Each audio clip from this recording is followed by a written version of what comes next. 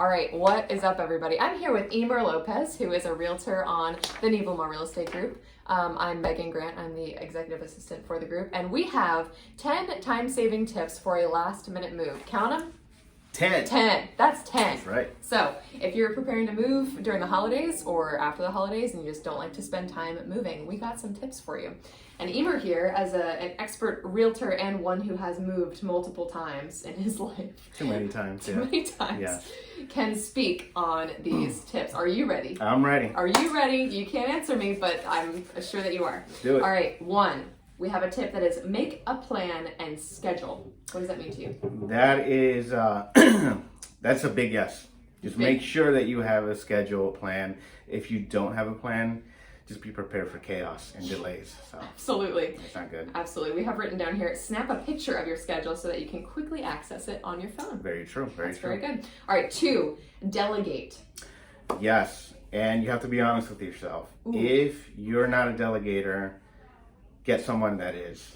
Okay? Find somebody, whether it's your spouse, whether it's a friend, and just let that be your accountable partner, your accountability partner, and just say, hey, keep me true to this, please, and go with that. Yeah. Okay? It's the worst when you can't ask for help with Right. something. That's when stress just goes Exactly. out the wazoo. Perfect. 3, make your phone calls all at once. Yes. Yes. And actually, yeah, no, do that all at once. Just because then you'll be able to, kind of cross everything out. Make sure you have a list. If you don't have a list, then you're in a bit of trouble. Absolutely. And phone calls being like to, utilities and Right.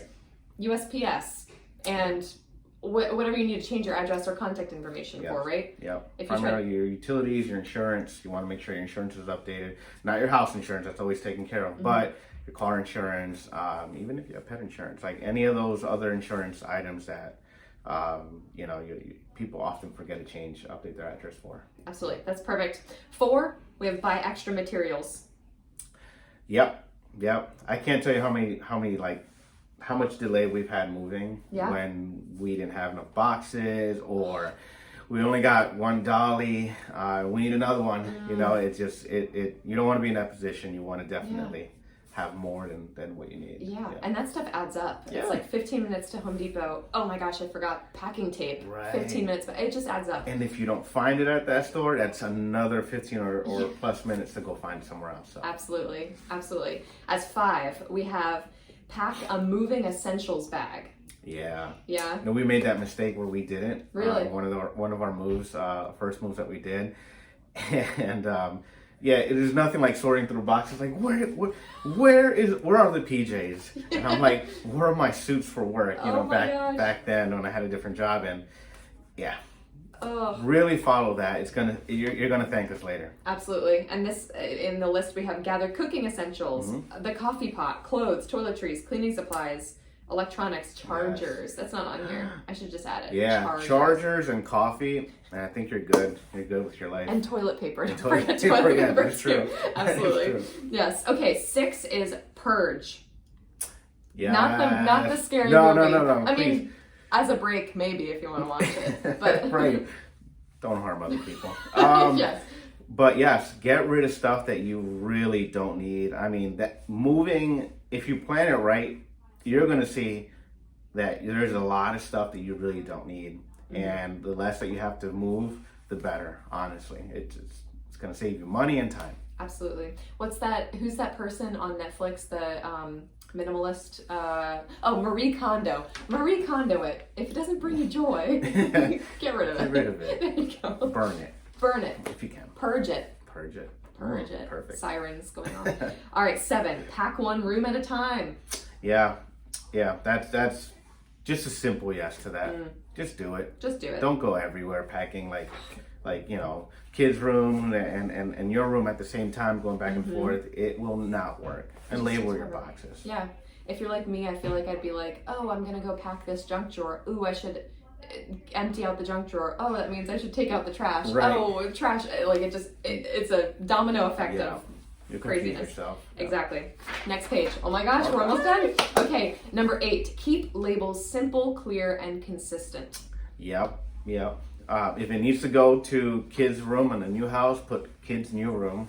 If it needs to go to the basement, and I know like people know this, you know, but we often forget to do it, and so it's important that you remember to do it. It'll make your life a lot easier, and if you have help, it'll make their lives a lot easier. Instead of asking, Emer, where does this box go? I don't know. Yeah. Basement, you know. Yeah. Okay, this one's a little less clear. Number 9. Well, I just want to know your opinion. Like, how would you interpret this tip? Ready? Okay. How would you interpret it? Don't pack your clothes. I think what that means is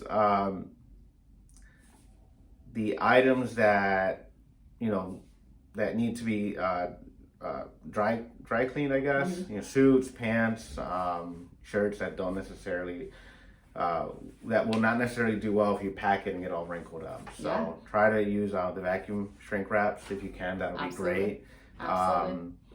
Yeah, I think that's one of the best inventions ever. Yeah, the vacuum seal. The vacuum seal is super helpful. Absolutely. And it like cuts the space like to like this much instead of like, you know, this much space. So for sure, that's what I think it means. That's good. That's good.